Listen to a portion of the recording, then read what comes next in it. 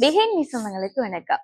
நாம ஏன் மணிக்கூட்ல 60 நிமிடங்கள் 60 செகண்ட் பயன்படுத்தோம்? அதுக்கு பதிலா 100 நிமிடங்கள் 100 செகண்ட் பயன்படுத்தலாம் தானே?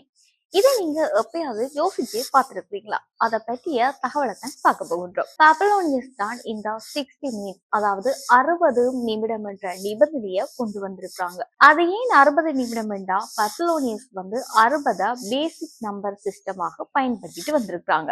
ஏனென்றா 60 இலகுவாக இருக்கும் என்று எகிப்தியர் பயன்படுத்தியிருக்காங்களா. 1 day is equal to 24 hours follow பண்ணிட்டு வராங்க. இந்த பாபிலோனியஸ் 24 மணி நேர ஃபார்மட்டை பின்தொடர ஆரம்பிச்சிருக்காங்க.